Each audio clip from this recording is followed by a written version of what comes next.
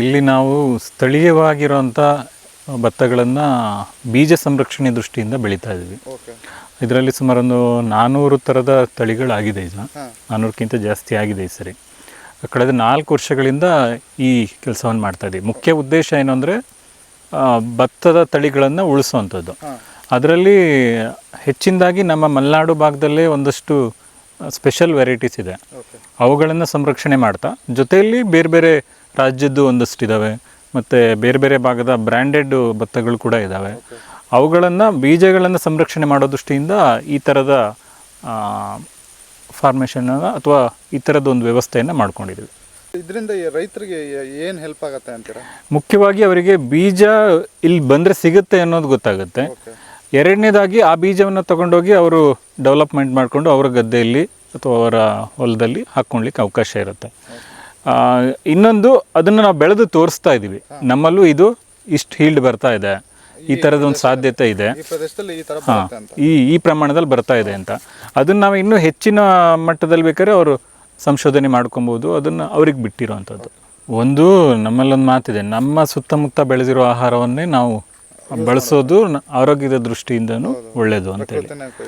ಯಾಕೆಂದರೆ ಅದೇ ನಮ್ಮ ಸುತ್ತಮುತ್ತ ವಾತಾವರಣದಲ್ಲೇ ಬೆಳೆದಿರುತ್ತಲ್ಲ, ಅದನ್ನೇ ಬಳಸೋದು ಹೆಚ್ಚಿಗೆ ಸೂಕ್ತ ಅಂತೇಳಿ. ಆದರೆ ಇಲ್ಲೇನಾಗುತ್ತೆ, ಸಾಕಷ್ಟು ವೆರೈಟೀಸ್ ಇದೆ. ಇದನ್ನು ನಾವು ಇನ್ನೂ ಹೆಚ್ಚಿನ ಸಂಶೋಧನೆಗೆ ಒಳಪಡಿಸ್ಬೇಕಾಗುತ್ತೆ. ನಮ್ಮ ಸಾಧ್ಯತೆ ಒಳಗೆ ನಾವು ಇಷ್ಟು ಮಾಡ್ತಾ ಇದ್ದೀವಿ. ಅಂದರೆ ಇದು ಕೆಲವೊಂದಿಷ್ಟು ಡೇಟಾವನ್ನು ಮಾತ್ರ ಮೇಂಟೈನ್ ಮಾಡ್ತಾ ಇದ್ದೀವಿ. ಅಂದರೆ ಅದನ್ನು ಯಾವಾಗ ಹಾಕ್ತಾ ಇದ್ದೀವಿ, ಯಾವಾಗ ತೆನೆ ಬರುತ್ತೆ, ಮತ್ತು ಯಾವಾಗ ಕಟಾವು ಮಾಡ್ತಿದ್ದೀವಿ, ಇಷ್ಟು ಮಾತ್ರದ ಅಂಕಿಅಂಶಗಳು ಸಿಗ್ತಾ ಇದೆ. ಬಿಟ್ಟರೆ ಇದರ ಪೂರ್ಣ ಮಾಹಿತಿ ನಮಗಿನ್ನೂ ಪೂರ್ಣ ಪ್ರಮಾಣದಲ್ಲಿ ಲಭ್ಯ ಆಗ್ತಿಲ್ಲ. ಕಾರಣ ಅದಕ್ಕೆ ಒಂದಷ್ಟು ಸಂಶೋಧನೆಗಳು ಮಾಡಬೇಕಾಗುತ್ತೆ, ಆಮೇಲೆ ಲ್ಯಾಬ್ಗಳಿಗೆ ಕಳಿಸ್ಬೇಕಾಗುತ್ತೆ. ಆಮೇಲೆ ಅದರ ಇನ್ನೊಂದು ನಮಗೆ ಏನೋ ಸಮಸ್ಯೆ ಆಗ್ತಿದೆ, ಅದನ್ನು ಸಪ್ರೇಟ್ ಟೇಸ್ಟ್ ಮಾಡೋದು ಸ್ವಲ್ಪ ಕಷ್ಟ ಆಗ್ತಾ ಇದೆ. ಅಂದರೆ ಯಾಕೆಂದರೆ ಕಡಿಮೆ ಪ್ರಮಾಣ ಇರೋದ್ರಿಂದ ಅಕ್ಕಿ ಮಾಡೋದು ಸ್ವಲ್ಪ ಸಮಸ್ಯೆ ಆಗ್ತಾ ಇದೆ.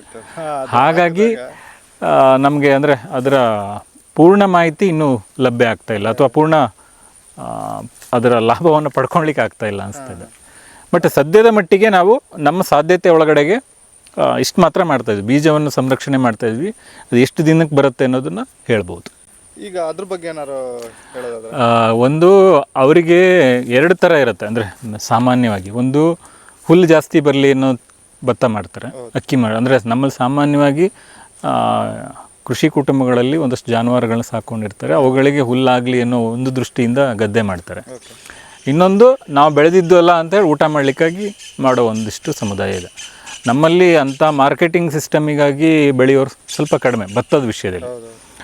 ಇನ್ನೊಂದು ಥರದಲ್ಲಿ ಅಕ್ಕಿ ಅಥವಾ ಭತ್ತ ಜಾಸ್ತಿ ಸಿಗಲಿ ಅಂತೇಳಿ ಬೆಳೆಯುವಂಥವ್ರು ಇರ್ತಾರೆ. 2 ಥರನೂ ಇರುತ್ತೆ. ಅದನ್ನು ಅವರು ಚಾಯ್ಸ್ ಮಾಡ್ಕೊಬೋದು. ಆಮೇಲೆ ಕೆಲವರಿಗೆ ತಾವು ಇದೇ ಭತ್ತನ ಊಟ ಮಾಡಲಿಕ್ಕಾಗಿ ಒಂದಷ್ಟು ಭತ್ತಗಳನ್ನ ಸೆಲೆಕ್ಟ್ ಮಾಡ್ಕೊಂಡಿರ್ತಾರೆ, ಆ ರೀತಿಯೂ ಮಾಡ್ತಾರೆ. ಆಮೇಲೆ ಇನ್ನೊಂದು ಥರ ಇರುತ್ತೆ, ಭತ್ತವನ್ನು ಚೇಂಜ್ ಮಾಡ್ತಾ ಇರ್ತಾರೆ. ಒಂದೇ ಥರದ ಭತ್ತವನ್ನು ಹಾಕಿದಾಗ ಇಳುವರಿ ಕಡಿಮೆ ಆಗುತ್ತೆ ಅನ್ನೋ ಕಾರಣಕ್ಕೆ ಒಂದು 2 ವರ್ಷ 3 ವರ್ಷಕ್ಕೊಂದ್ಸರಿ ಭತ್ತವನ್ನು ಚೇಂಜ್ ಮಾಡೋ ಅಭ್ಯಾಸ ಇರುತ್ತೆ ಕೆಲವರಿಗೆ. ಆಮೇಲೆ ನಮ್ಮಲ್ಲಿ ಈ ಬ್ರ್ಯಾಂಡೆಡ್ ಭತ್ತಗಳು ಬಂದಿರೋದ್ರಿಂದ ಅವುಗಳು ಕೂಡ ಅಂದರೆ ಈ ಥರ ಲೋಕಲ್ ಭತ್ತಗಳು ಸಿಗದೇ ಇರೋ ಕಾರಣಕ್ಕೆ ಅವರು ನಮ್ಮನ್ನು ಹುಡ್ಕೊಂಬರೋ ಚಾನ್ಸಸ್ಸು ಇರುತ್ತೆ. ಇಲ್ಲಿ ಬಂದರೆ ನಮಗೇನೋ ಬೇರೆ ಥರದ ವೆರೈಟಿ ಅಥವಾ ಚೆನ್ನಾಗಿರೋದು ಸಿಗುತ್ತೆ ಅನ್ನೋ ಕಾರಣಕ್ಕೆ ನಾವೀಗ ಕಳೆದ ವರ್ಷ ಎಲ್ಲ ಈ ಭತ್ತವನ್ನು ಏನು ಮಾಡಿದ್ವಿ, ಮಿಕ್ಸ್ ಮಾಡಿ ಅಕ್ಕಿ ಊಟ ಮಾಡ್ತಿದ್ವಿ.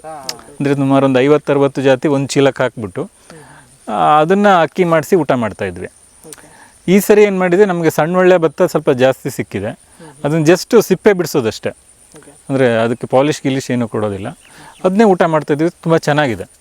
ಇವತ್ತಿಗೂ ಬೇಕಾದ್ರೆ ನೀವು ಬಂದು ನೋಡ್ಬೋದು, ಚೆನ್ನಾಗಿ ಬರ್ತಾ ಇದೆ. ನಮ್ಮಲ್ಲಿ ಒಂದು ಕಪ್ಪು ಭತ್ತ ಇದೆ, ಅದರಲ್ಲಿ ನಾವೇನು ಮಾಡ್ತೀವಿ, ಪಾಯಸಕ್ಕೆ ಮತ್ತು ಈ ಗಂಜಿ ಮಾಡಲಿಕ್ಕೆಲ್ಲ ಬಳಸ್ತಾರೆ. ಅನ್ನ ಮಾಡಲಿಕ್ಕೆ ಅದಷ್ಟು ಚೆನ್ನಾಗಿ ಆಗೋದಿಲ್ಲ. ಅದು ಹೇಳ್ತಾರೆ, ಅಂದರೆ ಶುಗರ್ಗೆ ಅಂದರೆ ಸಕ್ಕರೆ ಕಾಯಿಲೆ ಇರೋರಿಗೆ ಒಳ್ಳೆಯದು ಹಂಗೆ ಹೇಳ್ತಾರೆ. ಬಟ್ ನಮ್ಗೆ ಅದರ ಬಗ್ಗೆ ಪೂರ್ಣ ಮಾಹಿತಿ ಇಲ್ಲದೆ ಇರೋದ್ರೆ ನಾವು ಹೇಳೋದು ಸರಿಯಾಗೋದಿಲ್ಲ. ಬಟ್ ನಮ್ಮ ಹತ್ರ ಇದೆ ವೆರೈಟಿ. ನಾವು ಕಳೆದ ವರ್ಷ ಸುಮಾರಷ್ಟು ಜನರಿಗೆ ಕೊಟ್ಟಿದ್ವಿ. ಅಂದರೆ ಸ್ವಲ್ಪ ಅದನ್ನು ಜಾಸ್ತಿ ಪ್ರಮಾಣದಲ್ಲಿ ಬೆಳೀತಿದ್ವಿ, ಹಾಗಾಗಿ ಮಾರಾಟಕ್ಕೂ ಕೊಟ್ಟಿದ್ವಿ. ಈಗ ನಿಮ್ಮ ಈ ಭತ್ತನ ನೋಡಿ ಒಳ್ಳೆ ಇಳುವರಿ ಬರುತ್ತೆ, ಇದನ್ನ ನಾವು ಬೆಳಿಬೋದು ಅಂತ ಹೇಳಿ ತಗೊಂಡೋಗಿ ಬೆಳೆದಿದ್ದಾರೆ. ಕಳೆದ ವರ್ಷ ನಾವು ಸುಮಾರು ಒಂದು 12 ಜನ ರೈತರಿಗೆ ಈ ಥರದ ಅವಕಾಶವನ್ನು ಮಾಡಿಕೊಟ್ಟಿದ್ವಿ. ಅಂದರೆ ಒಂದು ಸ್ವಲ್ಪ 1 kg 2 kg ಆಗೋಷ್ಟು ಬೀಜವನ್ನು ಅವ್ರಿಗೆ ಒದಗಿಸ್ಕೊಟ್ಟು ಅವರು ಈ ಸರಿ ಒಂದಷ್ಟು ಜಾಸ್ತಿ ಆ ಬೀಜವನ್ನು ಮಾಡ್ಕೊಂಡಿದ್ದಾರೆ. ಇನ್ನು ಮುಂದಿನ ದಿನಗಳಲ್ಲಿ ನೋಡ್ಬೇಕು ಆ ರೈತರನ್ನೆಲ್ಲ ಒಟ್ಟು ಮಾಡಿಕೊಂಡು ಏನಾದರೂ ಹೊಸ ರೀತಿಯಲ್ಲಿ ಅಥವಾ ಅವರಿಗೆ ಒಂದು ಸ್ವಲ್ಪ ಆದಾಯ ಬರೋ ರೀತಿಯಲ್ಲಿ, ಯಾಕೆಂದರೆ ಭತ್ತವನ್ನು ಬೆಳೆಯೋರ ಸಂಖ್ಯೆನೇ ಕಡಿಮೆ ಆಗ್ತಿರೋದ್ರಿಂದ ಅವರಿಗೆ ಒಂದಷ್ಟು ಆದಾಯ ಬರೋ ಥರ ಮಾಡಿಕೊಟ್ರೆ ಒಂದಷ್ಟು ಬೆಳೆಯೋರ ಸಂಖ್ಯೆನೂ ಜಾಸ್ತಿ ಆಗ್ಬೋದು. ಅದ್ರ ಜೊತೆಯಲ್ಲಿ ನಮ್ಮ ಬೀಜವನ್ನು ಉಳಿಸ್ಕೊಳ್ಳೋ ನಿಟ್ಟಿನಲ್ಲೂ ಒಂದಷ್ಟು ಕೆಲಸಗಳಾಗುತ್ತೆ ಅಂತೇಳಿ ಯೋಚನೆ ಮಾಡ್ತಾ ಇದ್ದೀವಿ. ಓಕೆ, ಅವರಿಗೂ ಮತ್ತೆ ಭತ್ತದ ಬೆಳೆಯೋದ್ರಲ್ಲಿ ಒಂದು ಗೊಂದಲ ಇರುತ್ತೆ. ಯಾವ ಭತ್ತದಲ್ಲಿ ಎಷ್ಟು ಇಳುವರಿ ಬರುತ್ತೆ ಏನೋ ಗೊತ್ತಿರಲ್ಲ. ಅವರು ಇಲ್ಲಿಗೆ ಬಂದು ನೋಡಿದ್ರೆ ಅವರಿಗೆ ಎಲ್ಲ ಸ್ವಲ್ಪ ಕ್ಲಿಯರ್ ಆಗ್ಬೋದು ಅನ್ಸುತ್ತೆ. ಒಂದಷ್ಟು ಮಾಡ್ಬೋದು. ಒಂದೇನಾಗಿರುತ್ತೆ, ನಮ್ಮಲ್ಲೂ ಹೀಲ್ಡ್ ವ್ಯತ್ಯಾಸ ಆಗುತ್ತೆ. ಆದರೆ ಅವರು ಒಂದು ವರ್ಷ ಟ್ರೈ ಮಾಡಿದ್ರೆ ತೊಗೊಂಡೋಗಿ ಅವರ ಜಮೀನಲ್ಲಿ, ಯಾಕೆಂದರೆ ನಮ್ಮ ಜಮೀನಲ್ಲಿ ನಾವೇನು ಮಾಡಿರ್ತೀವಿ, ಇಲ್ಲಿ ಎಲ್ಲವನ್ನು ಒಟ್ಟಿಗೆ ಸೇರಿಸಿ ಒಂದೇ ಥರನೇ ಬೆಳೆದಿರ್ತೀವಿ. ಆದರೂ ಪರ್ಸೆಂಟೇಜ್ ವ್ಯತ್ಯಾಸ ಆದರೂ ಬರ್ತವೆ, ಮ್ಯಾಕ್ಸಿಮಮ್ ಎಲ್ಲದೂ ಬರುತ್ತೆ. ಹಾಗೆ ಒಂದು 10 ವೆರೈಟೀಸು ಹಾಳಾಗುತ್ತೆ ಅಥವಾ ಇನ್ನೇನೋ ಆಗುತ್ತೆ, ಆ ರೀತಿ ಆಗುತ್ತೆ, ಆಗಲ್ಲ ಅಂತ ಇಲ್ಲ. ಬಟ್ ಆದರೆ ಮ್ಯಾಕ್ಸಿಮಮ್ ಬರುತ್ತೆ. ಆಮೇಲೆ ಅದರ ಪರ್ಸೆಂಟೇಜನ್ನು ನಾವು ಅವ್ರವ್ರ ಜಮೀನಲ್ಲಿ ಹಾಕ್ಕೊಂಡ್ರೆ ಒಂದು ಅಂದಾಜಲ್ಲಿ ಗೊತ್ತಾಗುತ್ತೆ. ನಮ್ಮ ಹತ್ರ ಇರೋ ಡೇಟಾವನ್ನು ನಾವು ಕೊಡ್ತೀವಿ, ಬಟ್ ಅವ್ರ ಜಮೀನಲ್ಲಿ ತೊಗೊಂಡಾಗ ಅದನ್ನು ಬಳಕೆ ಮಾಡಿ ನೋಡಿದ್ರೆ ಟ್ರೈ ಮಾಡ್ಕೊಬೋದು. ಜಮೀನು ಇದ್ರ ಥರನೇ ಬರುತ್ತೆ, ಒಂದೊಂದು ಜಮೀನು ಹೌದು, ವ್ಯತ್ಯಾಸಗಳಾಗುತ್ತೆ. ಆಮೇಲೆ ನಮ್ಮಲ್ಲಿ ಈ ಕಾರ್ ಭತ್ತಕ್ಕೆ ಬೇರೆ ಹಾಕ್ತಾರೆ, ಈಗ ಮಳೆಗಾಲದಲ್ಲೇ ಭತ್ತಗಳನ್ನು ಬೇರೆ ಬಳಸ್ತಾರೆ. ಬಟ್ ನಾವಿಲ್ಲಿ ಎಲ್ಲವನ್ನೂ ಸೇರಿಸಿ ಮಾಡ್ತಾ ಇದ್ದೀವಿ. ನೋಡ್ಬೇಕು, ಇನ್ನು ಅದನ್ನು ಇನ್ನೂ ಹೆಚ್ಚಿನ ಎಕ್ಸ್ಪೆರಿಮೆಂಟಿಗೆ ನಾವು ಇನ್ನೂ ಒಳಪಡಿಸ್ತಾ ಬರಬೇಕು. ಅವಾಗ ಒಂದು ಐಡಿಯಾ ಬರುತ್ತೆ ವರ್ಷದಿಂದ ವರ್ಷಕ್ಕೆ. ಆಮೇಲೆ ಭತ್ತದ ಇನ್ನೊಂದು ಸಮಸ್ಯೆ ಅನ್ಬೋದು, ಅದನ್ನು ನೀವು ಭತ್ತವನ್ನು 1 ವರ್ಷ ಅಷ್ಟೇ ಪ್ರಿಸರ್ವ್ ಮಾಡ್ಬೋದು. 2 ವರ್ಷ 3 ವರ್ಷ ಬಿಟ್ರಿ ಅಂದರೆ ಅದು ಮೊಳಕೆ ಹೊಡೆಯೋದಿಲ್ಲ. ಹಾಗಾಗಿ ನೀವು ಭತ್ತವನ್ನು ಪ್ರಿಸರ್ವ್ ಮಾಡಲಿಕ್ಕೆ ಇರೋದು ಒಂದೇ ದಾರಿ, ಅದನ್ನು ನೆಲಕ್ಕೆ ಹಾಕಿನೇ ತೆಗಿಬೇಕು. ಅಂದರೆ ಅದನ್ನು ಬೆಳೆದ್ರೆ ಮಾತ್ರ ನೀವು ಪ್ರಿಸರ್ವ್ ಮಾಡ್ಲಿಕ್ಕೆ ಸಾಧ್ಯ. ಇಲ್ಲಾಂದರೆ ಸಾಧ್ಯ ಆಗೋದಿಲ್ಲ. ಬೇರೆ ಥರದ ಬೀಜಗಳ ಥರ ಇದು ಪ್ರಿಸರ್ವ್ ಮಾಡಲಿಕ್ಕೆ ನೀವು ಹಾಗೆ ಯಾವುದೋ ಬಾಟ್ಲಲ್ಲಿ ಇಟ್ಕೊಂಡ್ಬಿಟ್ರೆ ಬರೋಲ್ಲ, ಅದು ಹೋಗ್ಬಿಡುತ್ತೆ. ಕೃಷಿ ಮಾಡಿನೇ ಇಳುವರಿ ತೆಗೆದೆ ಅದನ್ನ ಇನ್ನೊಂದು ವರ್ಷಕ್ಕೆ ಅದನ್ನ ಪ್ರಿಸರ್ವ್ ಮಾಡ್ಕೋಬೇಕು. ನೀವು ಉಳಿಸ್ಕೊಬೇಕು ಅಂದರೆ ಅದು ನೆಲಕ್ಕೆ ಹಾಕಿನೇ ತೆಗಿಬೇಕು ನೀವು, ಅದೊಂದೇ ದಾರಿ ಇರೋದು. ಕೊನೆಯದಾಗಿ ಜನರಿಗೆ ಹೇಳೋದಾದರೆ, ನಮ್ಮ ಹತ್ರ ಈ ಥರದ ಭತ್ತಗಳು ಸಿಗುತ್ತೆ. ಆಮೇಲೆ ನಮಗೆ ನಾವೇನೇನೋ ಬೆಳೆಗಳನ್ನು ವಾಣಿಜ್ಯೀಕರಣಕ್ಕಾಗಿ ಮಾಡ್ತಾಯಿದ್ದೀವಿ ಖಂಡಿತ.